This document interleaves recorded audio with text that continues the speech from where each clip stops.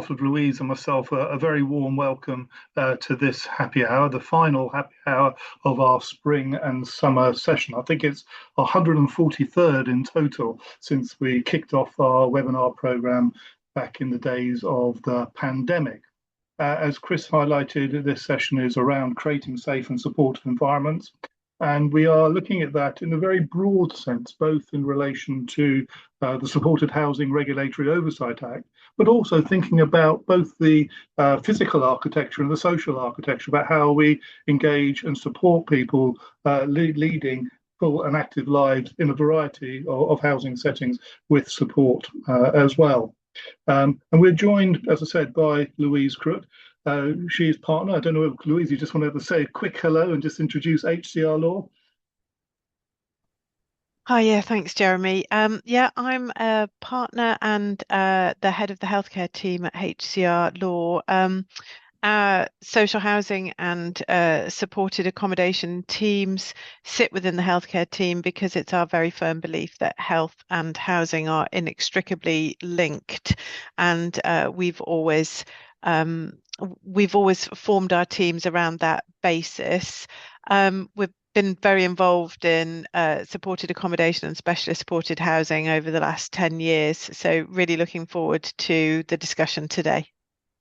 Well, Louise, we look forward to that too, and for you co-chairing. And I know you and I will be coming back together in the Q&A section. But if anybody who isn't aware, HCR Law and the LIN published a very useful guide on the Supported Housing Regulatory Oversight Act earlier this year, which is on our website, and hopefully that may be posted on the chat box.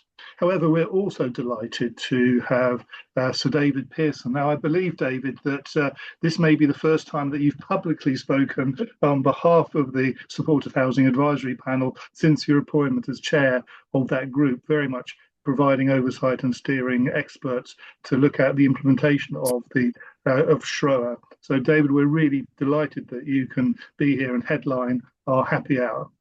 We're also going to be joined by Karen Flatt, who's an architect and mental health lead at one of the Housing LIN sponsors of our health community, Arcadis. Karen, we look forward to hearing what you have to say as well. You bring a lot of expertise and insight looking at that sort of design and built environment element. And we're also pleased to have a long-term partner of the Housing LIN, Learning Disability England, and Rachael Hall, their membership engagement lead.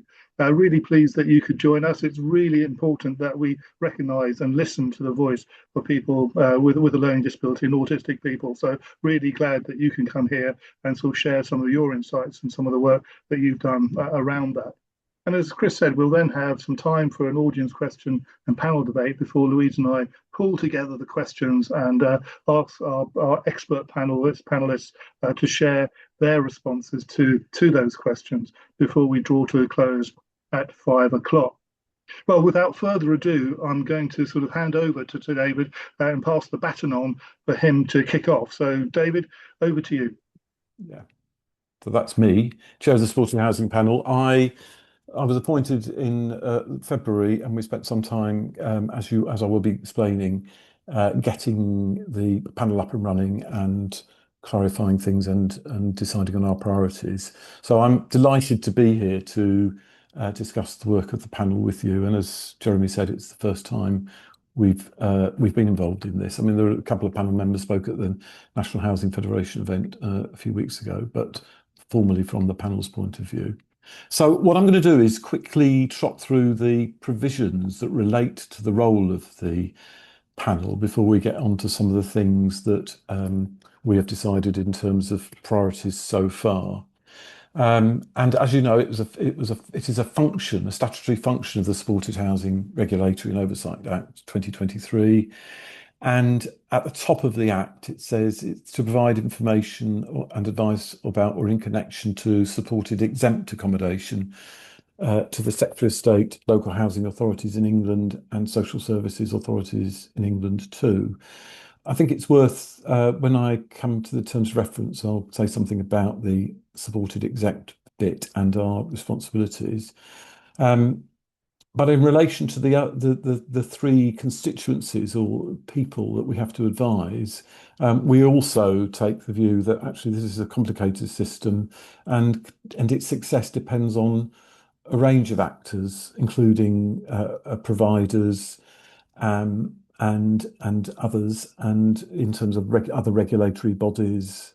We talk about the Secretary of State, which in this context means the Secretary of State in MHCLG, but there are other Secretaries of State in terms of health and DWP, for example, who are critical to the success of supported housing. Next slide, please. And in terms of our constituency, the Act says that there must be at least one person to represent the interests of registered providers of social housing, of local housing authorities, of social services authorities, and the interests of charities providing supported accommodation, and at least one person to represent the interests of residents. There are currently 11 members, including myself, and we do currently have 2 resident members. We have a vacancy there, which we will be talking to the department about, but we also have a range of people with considerable expertise in all of these areas, including some people who've got expertise in more than one area, as it happens.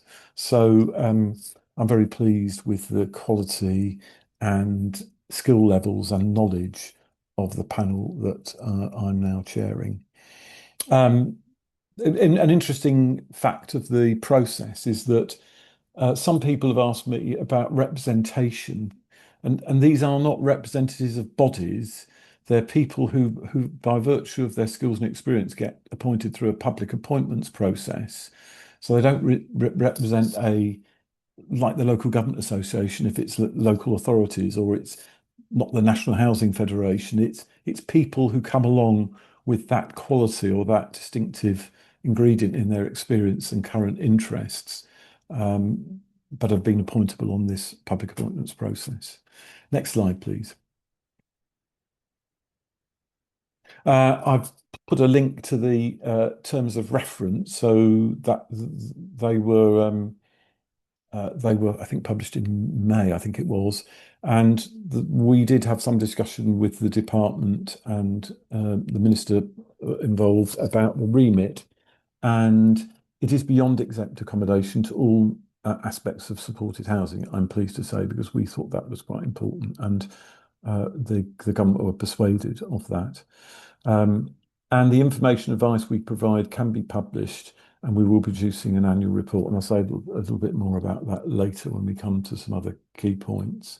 But that's so that was agreed with the minister as well, who was Ali McGovern, who has just become the care minister, interestingly, in the Department of Health and Social Care. So she'll be translating some of her experience of this, hopefully, into that arena. Next slide, please.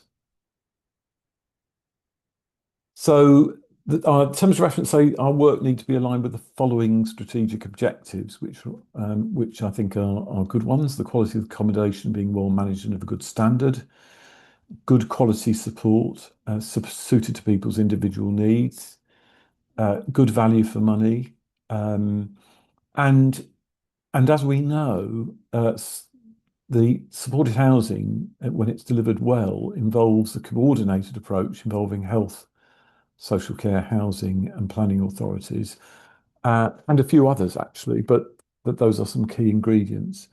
And the government's overall aim in this is to have an adequate supply of quality supported housing for those who need it. And they talk about in particular people for older people and working age adults, which might seem to be an unnecessary comment to make, but it relates to a particular survey that the government did, which actually identified the shortfall that there will be over future years if we don't do something. Next slide, please. So our functions are to advise on the implementation of HCR. So we see that as a significant early priority to get that enacted in full, and all the various ingredients, and I'll come back to that in a bit. Provide intelligence on emerging issues in the sector, support broader policy development, and our outputs include the annual report, advice papers on thematic scheme themes and notes, and I will undertake a review of the panel effectiveness uh, and effective delivery of the Act and what further forms will be required. So there will be a few things of that. My tenure is for 18 months, which would take us to about this time next year, whereas the rest of the panel's tenure is overall for 5 years. So that's just the way it works out. Next slide, please. So we have decided on some initial priorities. And the first is access and supply is the overall umbrella term, but with an initial priority of the local supported housing strategies, which, as you know, have to be in place by the end of March next year.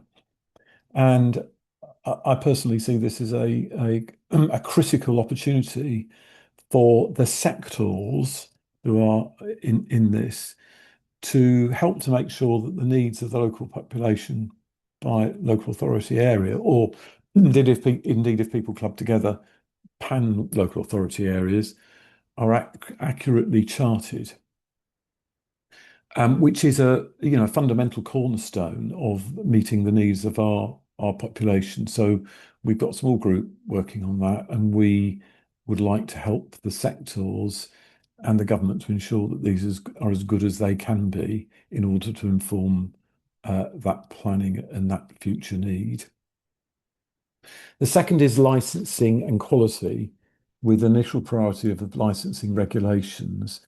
And in this, we're acutely conscious that the system that surrounds supported housing has grown incrementally in different ways, and there are lots of interfaces with other regulations and other regulatory regimes, whether it's registered social housing or other regimes that are critical to all of this, as well as regulations around housing benefit, for example, if we're thinking about exempt accommodation. And the third is residents' voice. I think what we know from various inquiries, situations that have sadly gone wrong in public services or publicly commissioned services, often the voice of the user of the service is not well heard.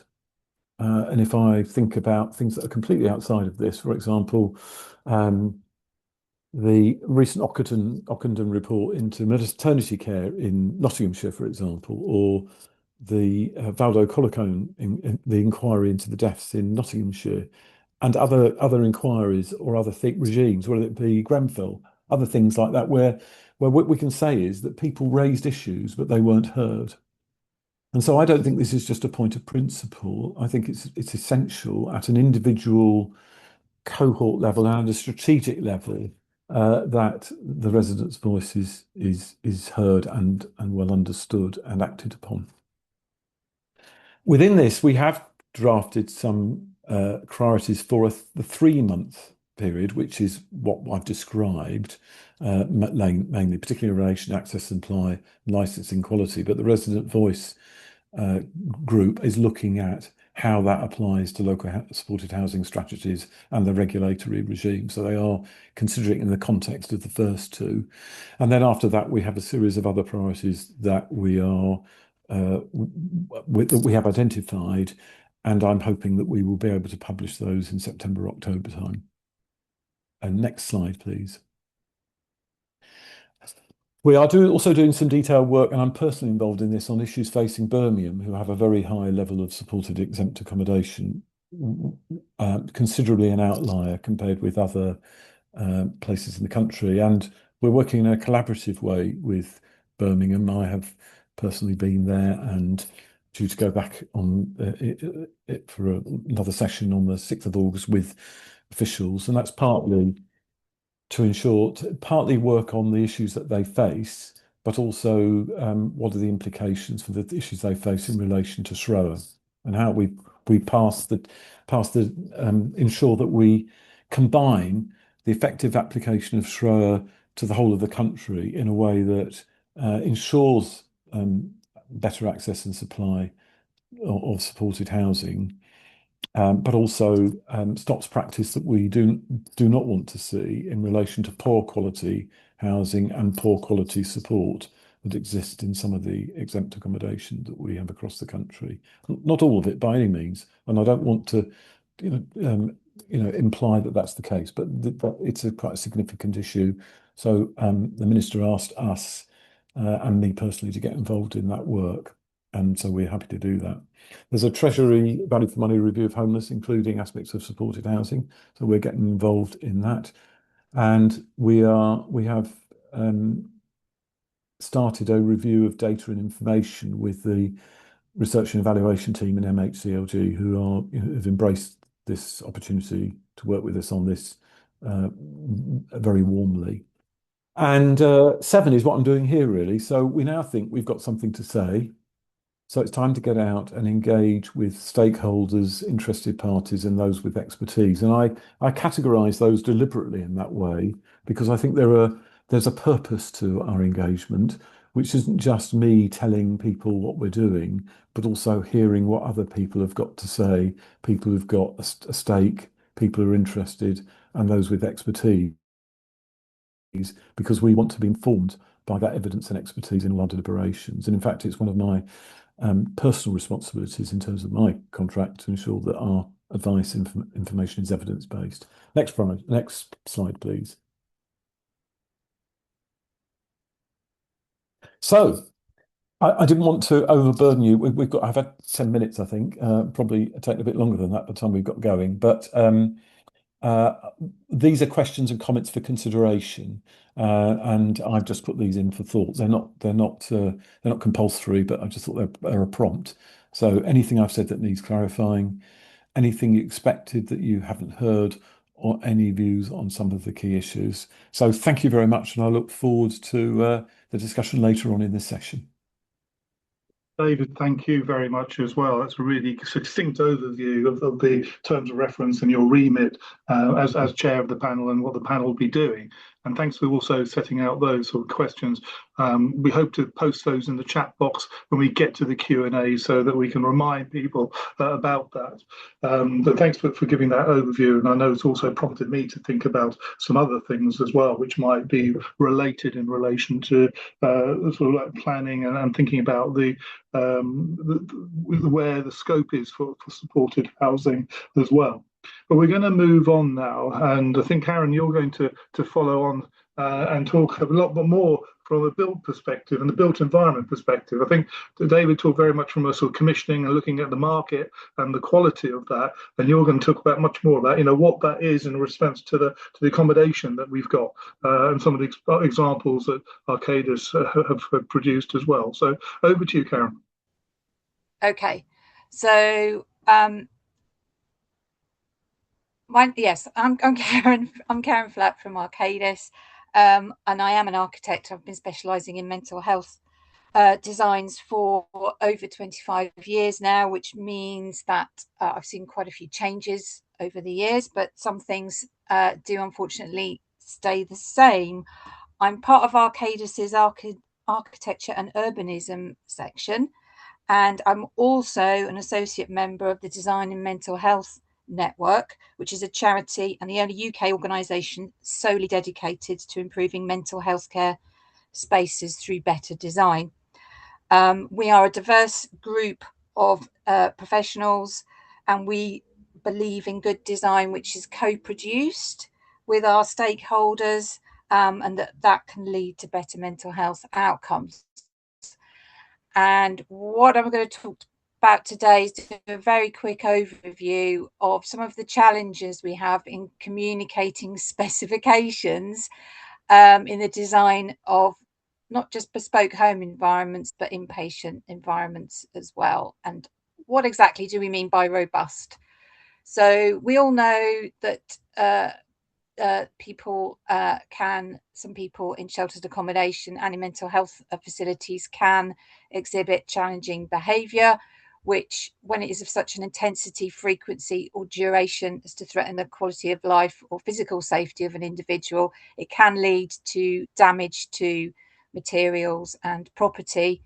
And And that's something that we obviously want to minimize, because we want to create spaces that are safe and that don't cost a lot of money to repair. We do know as well that there are extra costs with providing accommodation for people with learning disabilities. One of those issues is about replacing fixtures and fittings like furniture, flooring and chairs.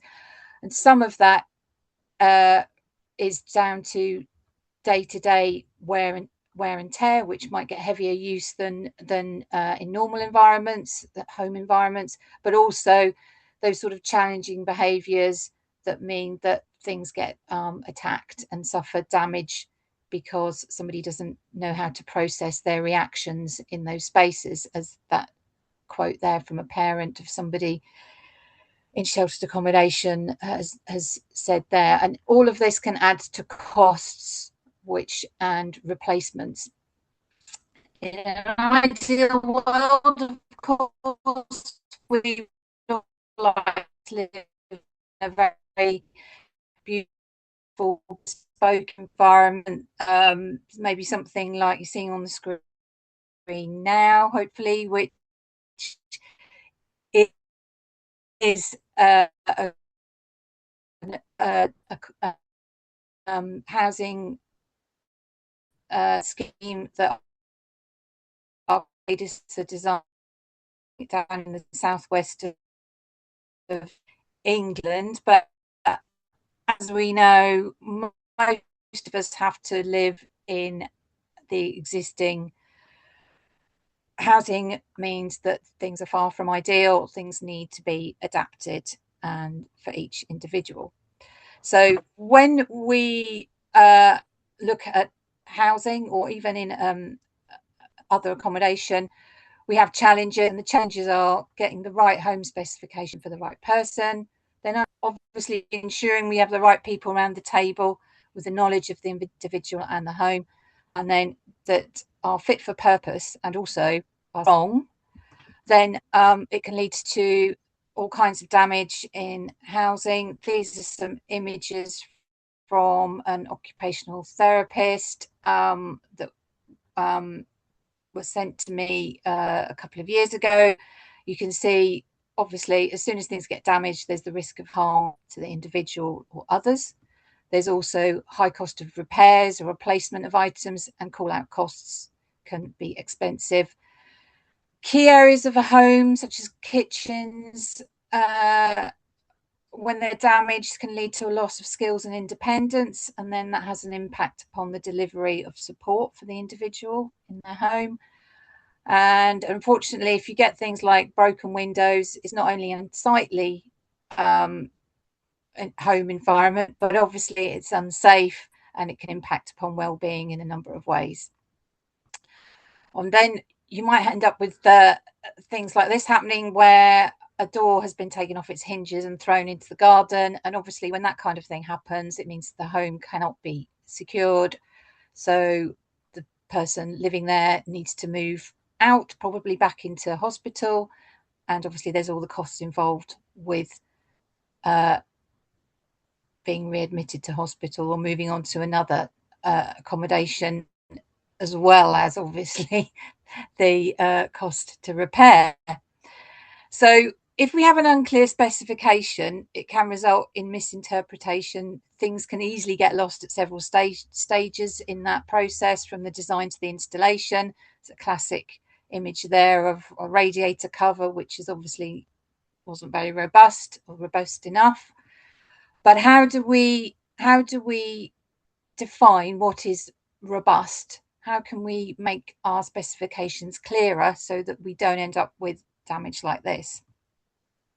There's another image there of another door that's come off its hinge, and then other things that go wrong, like kitchens. Here's a classic image of a lovely kitchen that's been installed in somebody's home, and then a few days later, the individual that was in that home had dismantled the whole kitchen and taken it to pieces, so it had to be taken away, and obviously a new kitchen would have to be installed.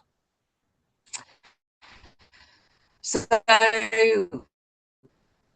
at Arcadis, we are specialists in mental health care environments, and on the screen, hopefully you can see a variety of facilities and different specialised in providing safe, secure therapeutic environments. And we do that primarily through, we always have, in the 25 years that I've worked in this field, we've always worked with our stakeholders, people lived experience, and carried out our co-production methods. Some of those methods are on the screen now, hopefully. So emotional mapping is something that we've been doing at Arcadis for a very long time, which is where we look at how somebody feels in a space, how either an existing building or a new building makes somebody feel, and how those emotions might trigger activities which may cause harm or damage to themselves or a building. And then we turn that into a risk assessment and what we call a safety risk assessment, where it will help us to define what level of fixtures and fittings are required in each space. So in a low level space, we could use normal fittings that you might go and buy off the shelf in B&Q, say, or rising up to really specialist fixtures and fittings that are ligature resistant and safe and robust. But obviously you can't buy those on the high street. In all of these cases, we need to look at the difference between creating a therapeutic environment and a safe environment, and what we might call lovely versus ugly. So what do we mean by robust again? If you look the definition up in the in a dictionary, it means not showing weakness or uncertainty. And on the screen there, the top are probably some fixtures and fittings that you might say are homely, and then at the bottom you might say that these fixtures and fittings look more institutional, but they're probably more robust than the ones at the top. And then for the wordsmiths amongst you, if you go to a thesaurus and you look at what robust means, it will say it's all of these things. And this piece of furniture here, you could say, is probably meets those requirements and is also all of these words at the bottom here. It's substantial and solid, but actually that piece of furniture in a secure unit is actually made out of concrete, because it was the only material that could withstand attack from the service users, and that was why it was chosen. This is not one of Arcadis's designs, I will say. Obviously, we don't really want to be building furniture and fixtures out of concrete, so but we can do things in either a secure mental health environment, concrete. And this is where product safety testing comes in. Historically, there hasn't been rigorous safety testing that has been able to be carried out on products. There was this environmental design guide which was used, which involved hitting things with a mallet a number of times to see if they broke. But obviously that's not rigorous. It depends who the person is hitting it and how big and strong they are. So it wasn't a rigorous testing method. But what we have now is Informed Choices, which is an initiative that is a joint initiative between the Building Research Establishment and Design and Mental Health Network, which is starting to test and verify products for high risk and mental health environments, to allow clinicians and teams specifying products to make informed decisions about a product's performance in relation to ligature and to robustness.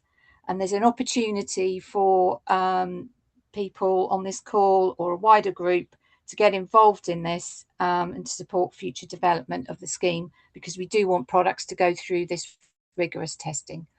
I've gone over time, I can see, so I did have some other slides. I will just whiz through them quickly. Home environments have the added challenge that, you know, we do want things to look normal, and there are products on the market that are going through this testing regime. This is a list of products, probably more than in an inpatient accommodation that would need in a home. And obviously, as I said before, if we get the wrong specification or the wrong installation, it can cause increased cost, disruption and safety concerns. And I'm going to end it here on this slide. A picture of me with a different haircut. And please do get in touch if any of this is of any interest. If you want to learn more about the BRE scheme or any of our other initiatives, then the details will be shared. And thank you.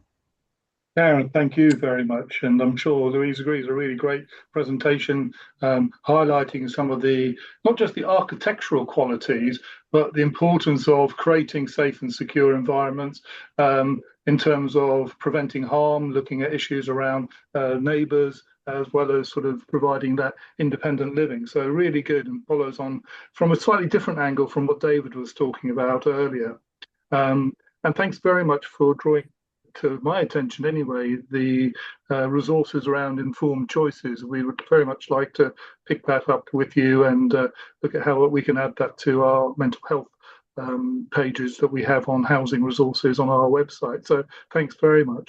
But without further ado, Rachel, we're running slightly late, but please don't please don't curtail your presentation, because I think it's really important to hear your voice as well, and the voice from Learning Disability England. So Rachel, you'll be looking at centering on people in terms of their housing choices, and great piece of work this was. So over to you. Brilliant. Thank you, Jeremy. So thanks for everyone for having me here today. My plan is to share a little bit about what we've heard is important from people with learning disabilities around that making housing choices, to share an example of where we think that's been happening really well, and then a bit of an opportunity we've got to continue some of these conversations. So Learning Disability England has a big project called Good Lives, and that is something we are doing and have co-produced with people with learning disabilities, families, and the people who work to support them. And we hope it will be the start of a new national policy for people with learning disabilities. So what we've done is we've asked what's important to people and kind of created a vision for what a good life looks like. And we've then drawn out what people's human rights are in relation to that thing. And then we've looked at all the actions that we can all take together to help make that happen. And housing was one of the priorities that people pulled out when we did that work. So they said that housing was one of the main building blocks that they needed to live a good life. And people told us that actually a home was much more than just a roof over your head, but also somewhere that, would make you feel safe, supported, and secure. But that security was one of the central things that made a difference between people just existing and living a fulfilling and independent life. So it was really important that that kind of building block was in place to make sure that all of the other things that you wanted in your life was happening.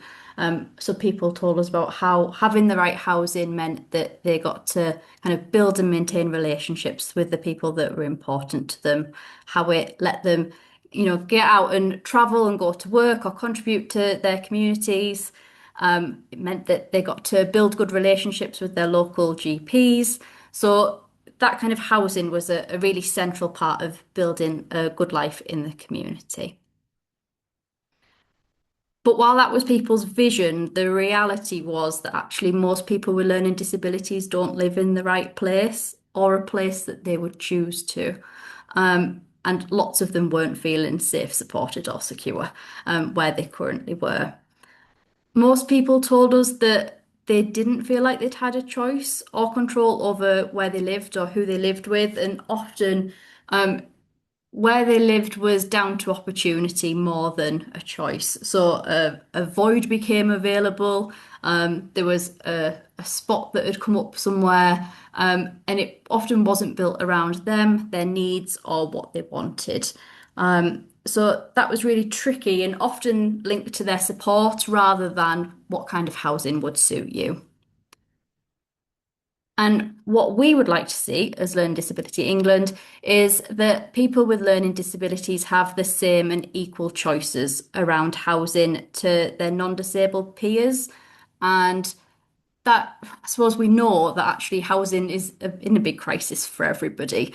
But for people with learning disabilities, there are all these additional barriers. So we want to try and work on those things and remove them. So we're at least having the same problems as non-disabled people. And I think a big part of that is making sure that we all understand and remember that people with learning disabilities all have really different needs, different preferences and ambitions, and there isn't a one-size-fits-all approach that will suit everybody. Everyone wants something different from their life, and we should be making sure that choice and control is understood in that context. So some of the things that we think are important in centering people in the decisions that they make about housing is that people can make informed decisions through having accessible information, understanding their rights and what their options are in terms of housing. We have a housing guide that we've co-produced with people and partners on our website, and we'd be really glad if people wanted to use that and share it with the people they know. We also think that person-centered planning is really important in building a kind of a plan for people and also a vision for what they want from their own lives. A lot of people and organisations we've talked to recently have started doing a lot less person-centered planning. It seems to have like fallen away a little bit, but we think it's a really useful tool and would encourage everybody to kind of pick that back up as a central part of how they work with people.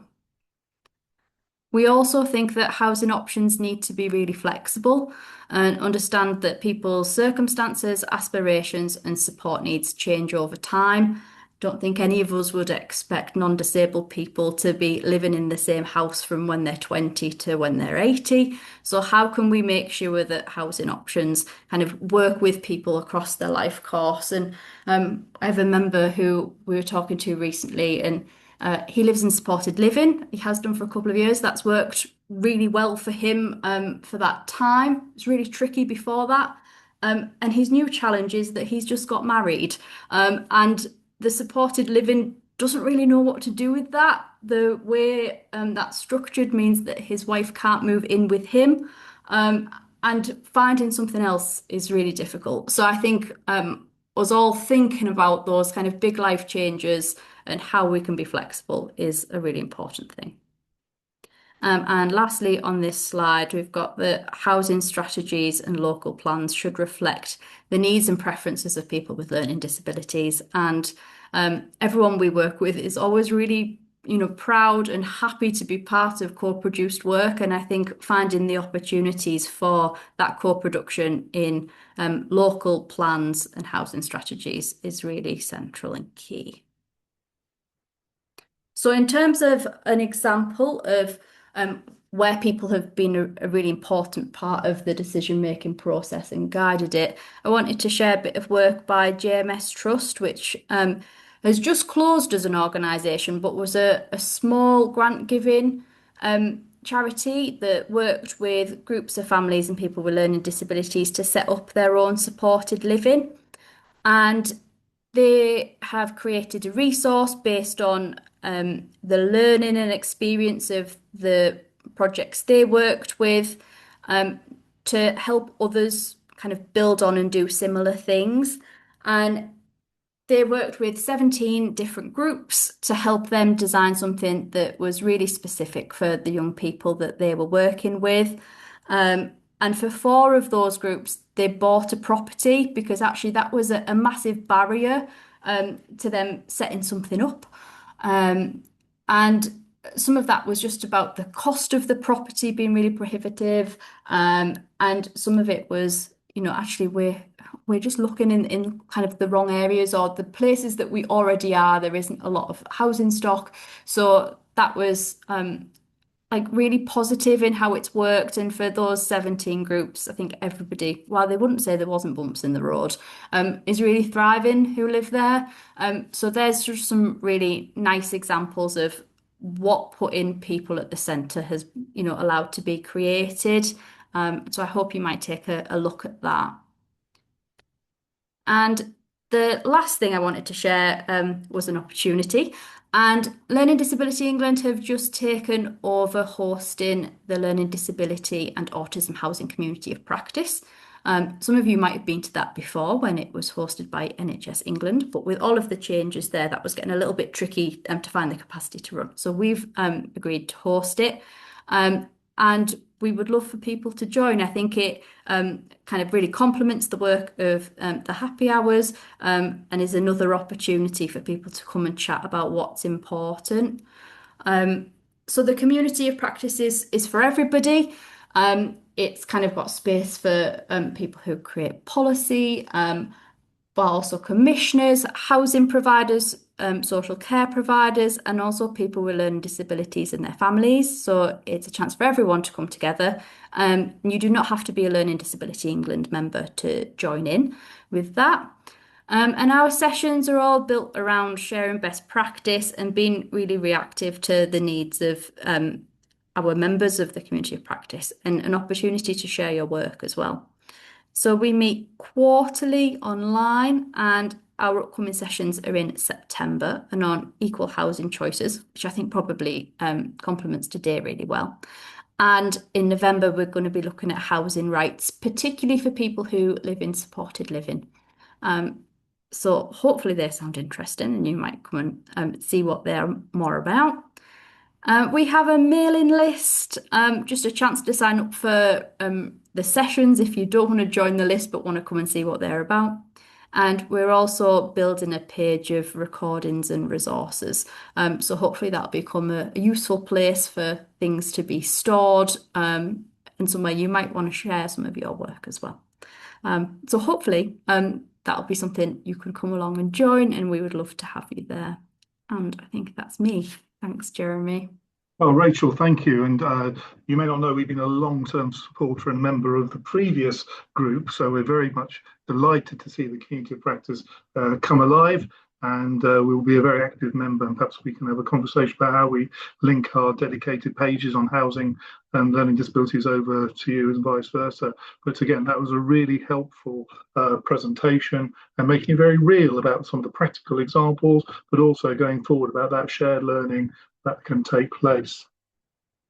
So thanks ever so for that, and that draws the presentations to a close. Louise, can I hand over to you initially, just to sort of any thoughts that arise from those presentations before we go into the last 10 minutes for the Q&A?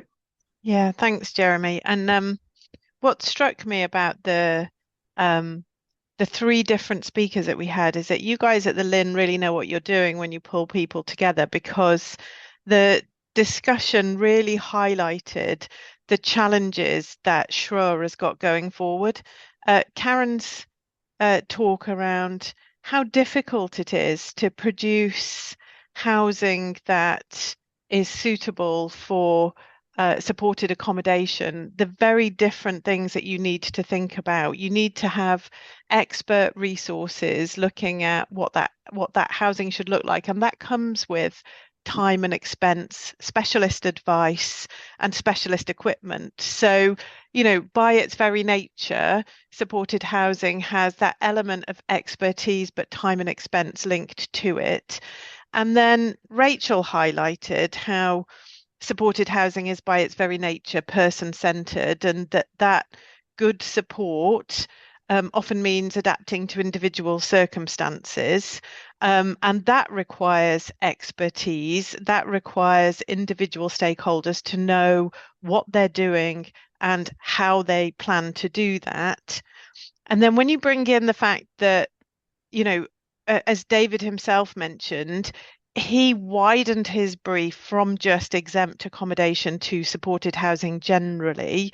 And so you come out of, you know, you need specialist advice on the housing, you need specialist advice on the support, and now you need to think about that in the context of extra care, housing with support for people with learning disabilities, mental health supported housing, homelessness services, domestic abuse accommodation. There's a whole wide remit there to think about. And I think that gives you a lot of challenges in implementing Schroer and getting it right.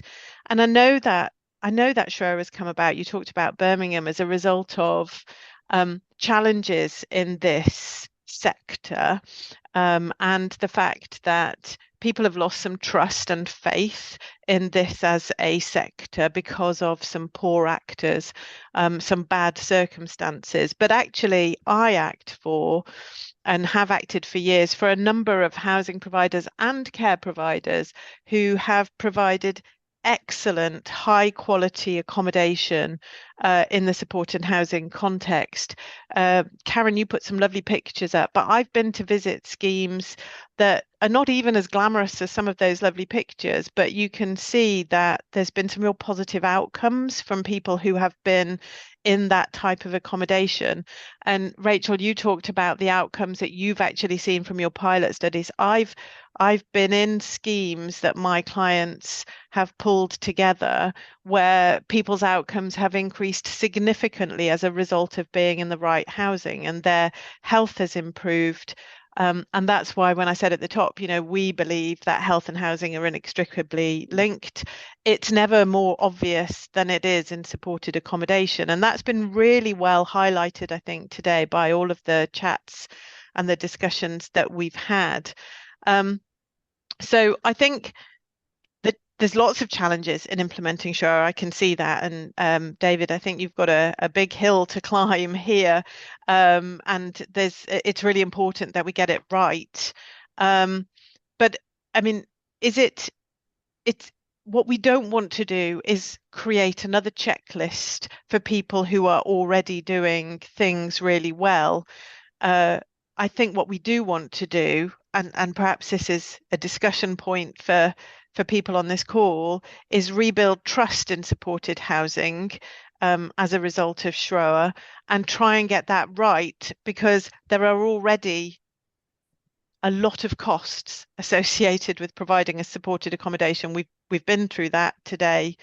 We don't want to add to that cost. We don't want to add to the regulatory burden. We want to enable those people that are doing it well to continue to do it well. But we do want to rebuild that trust. So how are we going to achieve that?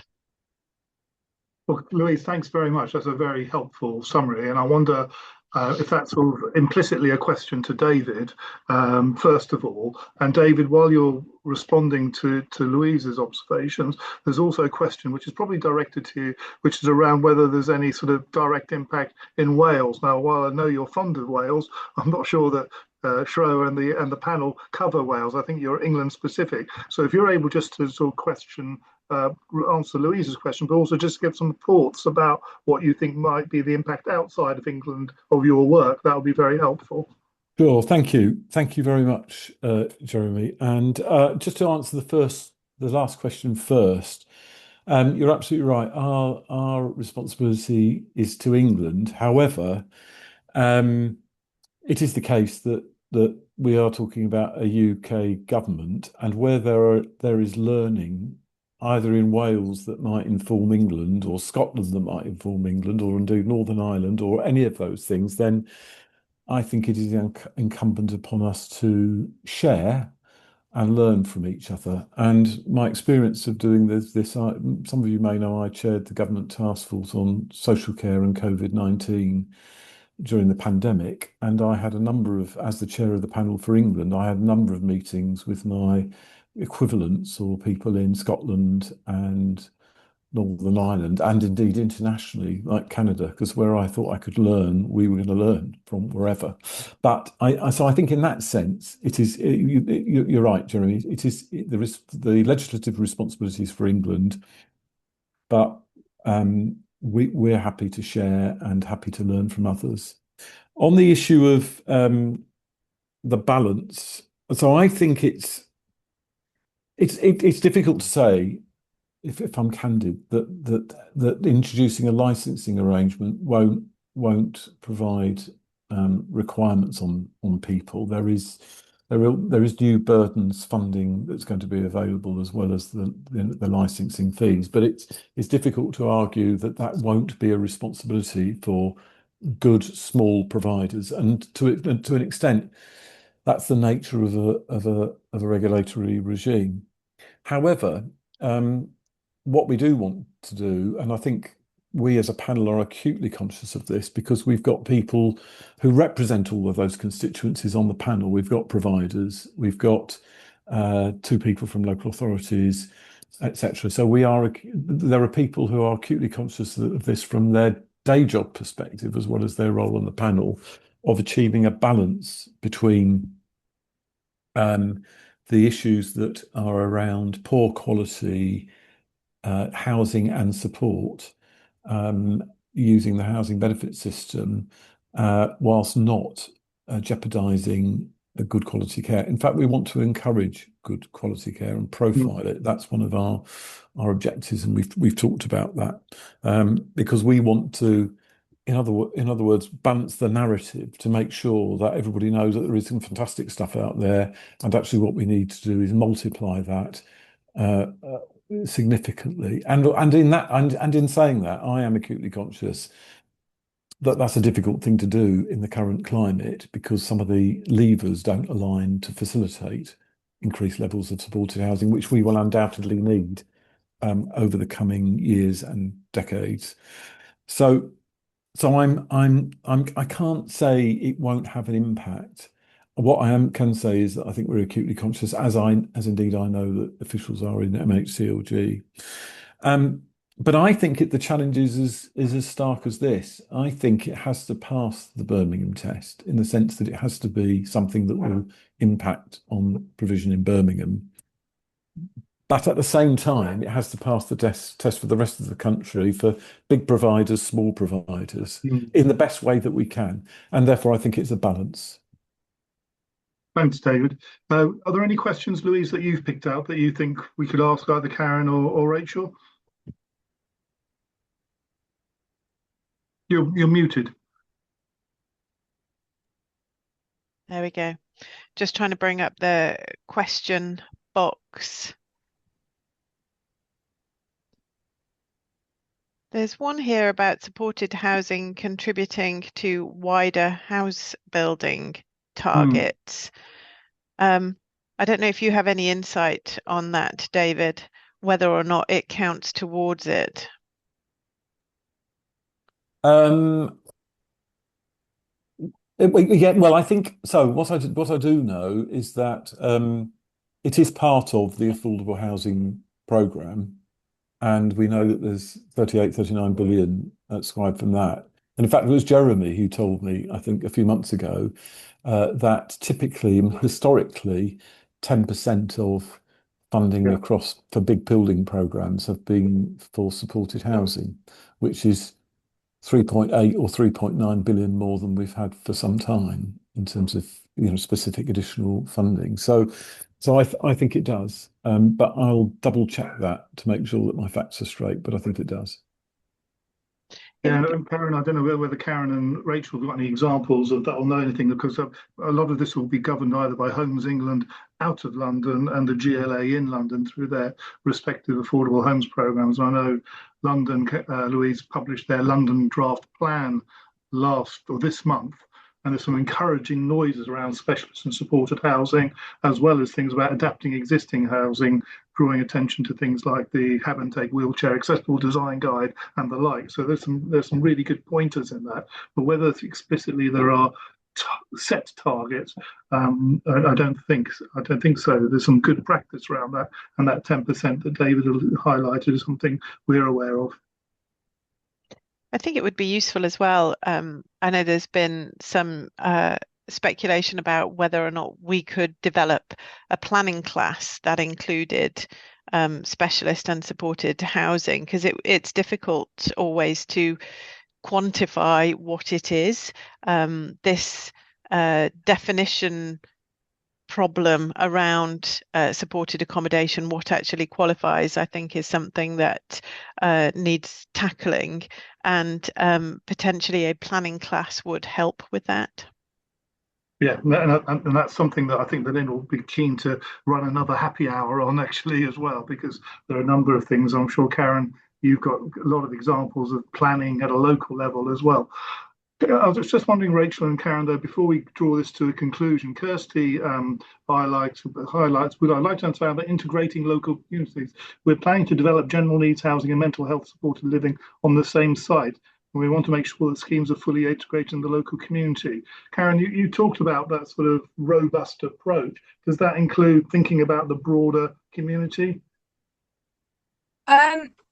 Hopefully, yes. I'm actually not a housing architect specialist. I'm more from the healthcare side of Arcadis, and I'm sort of bringing over my knowledge of what's happening in the healthcare sector into some of the housing schemes that we're looking at. So, but certainly, if you want to get in touch, I can put you in touch with our housing specialists. Who well, let's follow that up.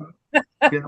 And Rachel, do you have any comments on either that or any of the other questions that have been highlighted?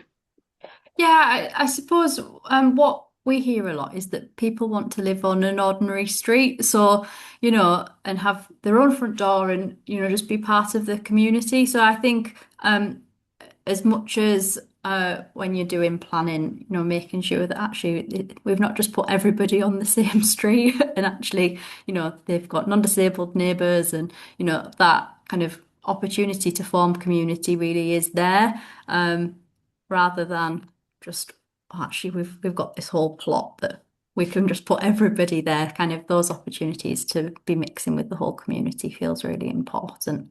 But that can be harder too, can't it, when actually that's the spot that's available.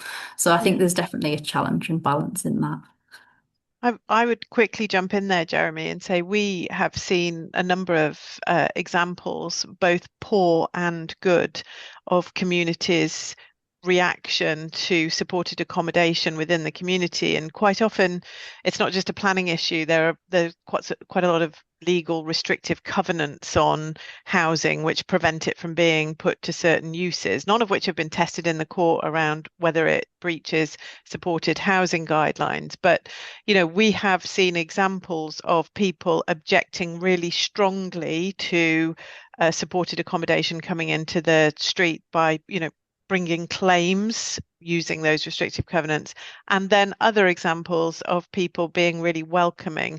And I think, we talk to our care provider clients who have to do quite a lot of work about integration into the community, and that can sometimes go well or it can go badly. And I think there's an education piece there, certainly, that needs to be addressed. And potentially a planning use class would help with that. Well, look, I think those are fantastic suggestions. And Rachel, this is probably something we could also liaise with you about and bringing out in terms of that community of practice that you highlighted as well. So, look, I'm conscious we're just slightly overrunning, Louise. It's all right if I draw this to a close. And can I also just thank Jeff for your really great question? It's perhaps something that David and I can come back to you about what the role of evaluation will be about published local supported housing strategies as well. But without sort of wanting to draw this to a close, I just wanted to say thank you to all our fantastic speakers this afternoon, David, Karen, Rachel, and my co-host Louise. A really great session. As Chris highlighted at the outset, this will be on the website in the next couple of days, and you'll be notified of a copy of the recording and the slides being available. We do welcome your feedback, as it will help inform future happy hours. And while this is the last one of this current series, we're already crafting a series of happy hours for our autumn and winter programme, which will commence towards the end of September. So there will be a break over the summer, and we look forward to coming back to welcome you all to our next happy hours later this year. But all that leaves me to say is a big thank you to all our speakers, the team behind the scenes for putting on a great session, actually a great session right throughout this course of the programme. Louise, we take great enjoyment thinking hard about how we can bring these sessions to our audience and thinking about who would really complement each other. So thank you, everybody, and I wish you can all have a little pleasant drink on our behalf and have a happy hour at home. Okay, bye for now. Thanks, everyone. Bye-bye.